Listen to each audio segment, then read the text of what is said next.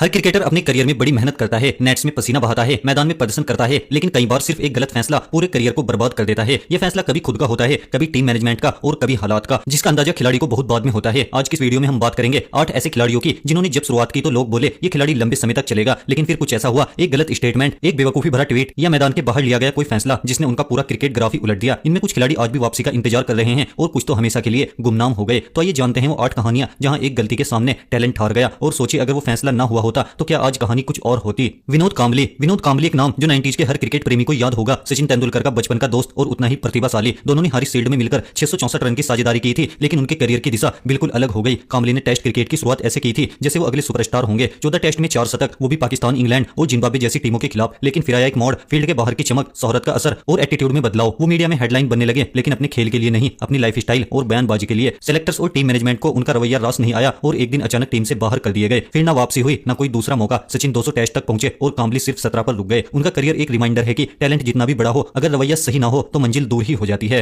उमर अकमल वो नाम जो पाकिस्तान क्रिकेट को 2009 चैंपियंस ट्रॉफी में मिला। पहले ही साल में ऑस्ट्रेलिया और श्रीलंका के खिलाफ शतक और पीएसएल में धमाकेदार फॉर्म। लोग कहने लगे ये बंदा इंजमाम और यूनुस का नेक्स्ट वर्जन बनेगा। लेकिन उमर अकमल की सबसे बड़ी दुश्मन बनी उनकी खुद की जुबान और सोच। टीम मैनेजमेंट से बार बार झगड़े, सेलेक्टर्स पे ताने और मुझे ऊपर बैटिंग चाहिए, मेरे साथ ना इंसाफी हो रही है जैसे बयानों से माहौल खराब किया। उन्हें बार बार टीम से बाहर किया गया, लेकिन हर बार वापसी के बाद परफॉर्मेंस कम और कंट्रोवर्सी ज्यादा रही। 2017 में पीसीबी से डिसिप्लिनरी एक्शन, 2018 में फिटनेस टेस्ट का मजाक उड़ाना और 2020 में स्पोर्ट फिक्सिंग रिपोर्ट छुपाने के आरोप में 3 साल का बैन। इतना टैलेंट लेकिन डायरेक्शन नहीं। उन्हें हर वो मौका मिला जो बड़े खिलाड़ी पाना चाहते हैं, लेकिन उन्होंने हर बार इसे गंवा दिया। प्रवीण कुमार भारत का वो गेंदबाज जो तेज नहीं था, लेकिन उनकी स्विंग में जादू था। 2008 की सीबी सीरीज में ब्रेटली और पॉन्टिंग जैसे बल्लेबाजों को चकमा देने वाला वही गेंदबाज जिसने 2011 वर्ल्ड कप के लिए भी टीम में अपनी जगह पक्की कर ली थी, लेकिन टूर्नामेंट से ठीक पहले चोट लगी और टीम से बाहर हो गए। उसके बाद उनका करियर कभी पूरी तरह वापसी नहीं कर पाया। बाद में आईपीएल में भी इनकंसिस्टेंट परफॉर्मेंस और फिर शुरू हुआ एक और अंदर का संघर्ष। प्रवीण कुमार ने खुद माना कि वो मेंटल हेल्थ इशू से जूझ रहे हैं। अचानक गुस्सा आ जाना, टीम मेट से झगड़ा और अंत में एक दौर ऐसा आया कि उन्होंने खुद कहा मैं अपना करियर बर्बाद कर चुका हूं। एक इंटरव्यू में उन्होंने खुद बताया था कि वो आत्महत्या तक सोच चुके थे। इतना टैलेंटेड गेंदबाज जिसने भारत को कई अहम मौकों पर ब्रेक थ्रू दिलाए, वो अकेलेपन और गलत फैसलों की भेंट चढ़ गया। अंबाती रायडू डोमेस्टिक क्रिकेट का स्टार, आईपीएल में कंसिस्टेंट परफॉर्म और 2018 में टीम इंडिया के लिए मिडिल ऑर्डर की सबसे मजबूत उम्मीद। वर्ल्ड कप 2019 आया, उसके बाद उन्हें बार बार चेतावनी दी गई, लेकिन साइमन ने सुधार के बजाय बगावत चुनी। 2009 में ऑस्ट्रेलियाई टीम से बाहर कर दिए गए और फिर कभी वापस नहीं आए। आईपीएल में उन्होंने खूब नाम कमाया, लेकिन इंटरनेशनल करियर वहीं रुक गया जहां अनुशासन ने जवाब दे दिया।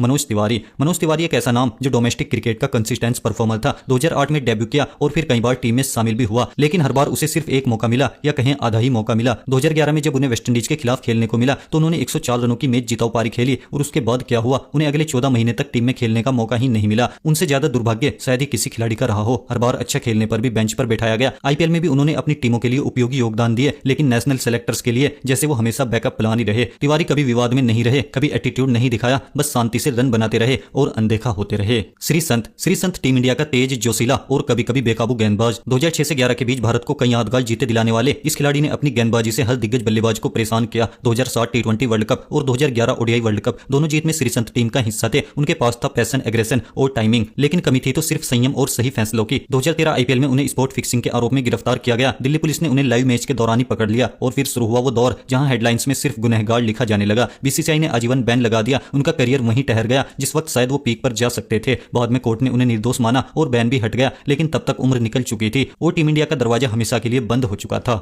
से पहले उन्होंने जबरदस्त प्रदर्शन किया। सेलेक्टर्स ने खुद कहा था कि 4 नंबर पर रायडू हमारी पहली पसंद है, लेकिन जैसे जैसे वर्ल्ड कप नजदीक आया टीम कॉम्बिनेशन बदलता गया और रायडू का नाम लिस्ट से गायब हो गया। रायडू ने गुस्से में ट्वीट किया, just order 3D glasses to watch the world cup, और कुछ दिन बाद सडनली रिटायरमेंट का ऐलान कर दिया, वो भी ऐसे वक्त पर जब किसी के चोटिल होने की स्थिति में वो वर्ल्ड कप का हिस्सा बन सकते थे। बाद में उन्होंने कमबैक की कोशिश की, लेकिन मोमेंटम और भरोसा दोनों जा चुके थे। रायडू की कहानी इसलिए खास है क्योंकि उन्होंने खुद को बर्बाद नहीं किया, बस एक गलत फैसले ने उन्हें खुद से दूर कर दिया। मोहम्मद अशरफुल 17 साल की उम्र में दुनिया का सबसे कम उम्र का टेस्ट सेंचुरी मेकर, बांग्लादेश के लिए हॉप फीचर और इंस्पिरेशन बन चुका था। उनके पास टाइमिंग थी, स्टाइल था और पूरी दुनिया ने माना कि ये खिलाड़ी बहुत लंबा चलेगा, लेकिन जैसे जैसे साल बीते कंसिस्टेंसी घटती गई और दबाव बढ़ता गया। फिर आया 2013 बांग्लादेश प्रीमियर लीग, जहां अशरफुल ने वो किया जो किसी को नहीं करना चाहिए। स्पोर्ट फिक्सिंग के आरोप लगे और बाद में उन्होंने खुद माना कि उन्होंने मैच फिक्सिंग की। बांग्लादेश क्रिकेट बोर्ड ने तुरंत 8 साल का बैन लगा दिया, जो बाद में घटकर 5 साल हो गया, लेकिन तब तक उनका करियर जो कभी बांग्लादेशी क्रिकेट की जान था खामोशी से खत्म हो चुका था। उन्होंने वापसी की कोशिश की, लेकिन ना वो फॉर्म लौटी और ना वो इज्जत। एंड्रू साइमंड्स ऑस्ट्रेलिया का वो खिलाड़ी जो बल्ले, गेंद और फील्डिंग तीनों में मैच पलट सकता था। 2003 और 2007 वर्ल्ड कप विजेता टीम का हिस्सा और अपने दौर का सबसे खतरनाक ऑलराउंडर, लेकिन साइमंड्स का करियर जितना तेज था उतना ही बेकाबू था। उनका ऑफ फील्ड बिहेवियर, कभी टीम मीटिंग में नशे में पहुंचना, कभी विरोधियों से उलझ जाना और सबसे बड़ी बात टीम मैनेजमेंट की बातें ना मानना। 2008 में मंकी गेट विवाद के बाद उनका खेल भी बिगड़ गया।